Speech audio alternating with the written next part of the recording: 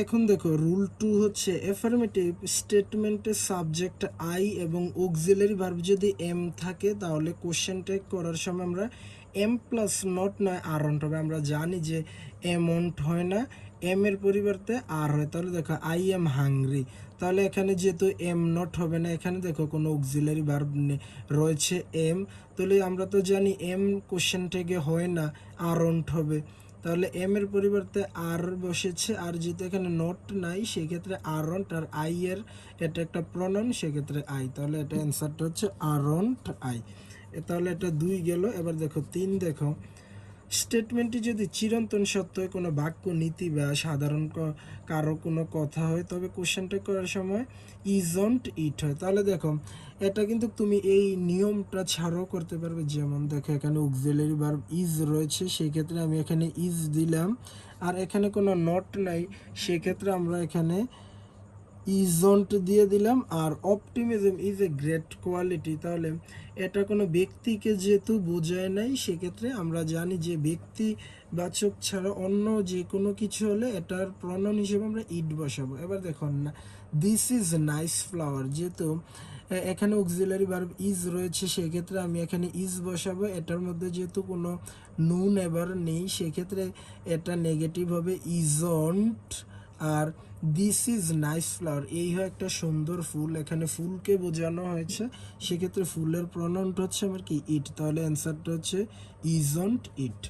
এবার রুল 4 দেখো, ইম্পারেটিভ স্টেটমেন্টটি যদি ভার্ব দ্বারা শুরু হয় এবং অনুরোধ না বুঝিয়ে শ্রোতার সম্মতি জানতে চাওয়া হয়, তখন কোশ্চেনটাকে উইল ইউ বা ওন্ট ইউ বসবে। সহজ কথায় যদি তুমি দেখো যে ভার্ব দিয়ে শুরু হয়েছে, আর আমরা জানি যে ভার্ব দ্বারা শুরু হয় ইম্পারেটিভ সেন্টেন্স, ভার্ব দ্বারা শুরু হয় কোন sentence? Imperative sentence. Imperative sentence verb দ্বারা শুরু হয়। তাহলে দেখো ডু, গো এগুলো হচ্ছে কি ভার্ব, এবং অনুরোধ না বুঝিয়ে শ্রোতার সম্মতি, যেমন দেখো ডু দ্য সাম অঙ্কটি করো, গো এট ওয়ান্স একা যাও, তাহলে এইরকম রয়েছে। তাহলে সেক্ষেত্রে দেখো আমরা কি বসাবো? উইল ইউ বসাবো অথবা ওন্ট ইউ। তুমি চাইলে উইল ইউ বসাতে পারবে, তোমার বন্ধু চাইলে ওন্ট ইউ বসাতে পারবে। তাহলে অ্যান্সারটা হচ্ছে উইল ইউ অথবা ওন্ট ইউ। তোমার কিন্তু সম্পূর্ণ বাক্যটা দিতে হবে। গো এট ওয়ান্স একা যাও, তাহলে এখানে দেখো উইল ইউ অথবা ওন্ট ইউ। দেখো আরেকটা এখানে একটা রয়েছে, দেখো নোট আকারে, যে তবে প্রদত্ত বাক্যের সাবজেক্ট, এটা রুল 1-এর, যদি বাক্যটার সাবজেক্ট যদি শুরুতে সব কিছু ঠিক থাকবে, যেহেতু এখানে হেজ রয়েছে। তো আরেকটা জিনিস দেখো, সামবডি, এনিবডি, এভরিবডি, এনিওয়ান, এইগুলো যদি যুক্ত হয় সেক্ষেত্রে কোশ্চেনটাকে প্রনাউন হিসাবে দে ব্যবহার করা হয়, তাই সাহায্যকারী ভার্বটিও প্লোরাল হবে। দেখো এখানে হেজ, হেজ হচ্ছে কিন্তু সিঙ্গুলার, হেজটা কি সিঙ্গুলারের সাথে বসে।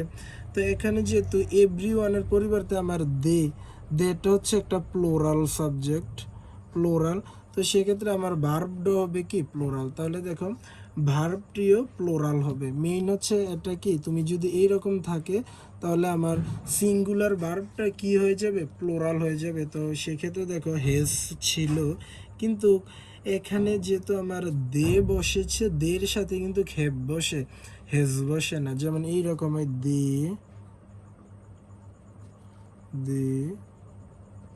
হ্যাভ, তো দে হেজ হয় না, এটা রাইট, বাট দে হেজ এটা হয় না। তো যেহেতু দের সাথে আমার ভার্বটা হবে প্লোরাল হ্যাভ, সেক্ষেত্রে এখানে হ্যাভ বসেছে। আর এখানে যেহেতু কোনো নট নাই সেক্ষেত্রে হ্যাভন্ট, আর এভরিওয়ানের পরিবর্তে এখানে দে বসেছে। এটা হচ্ছে মূলত আমার 2, 3, 4-এর নিয়মগুলা।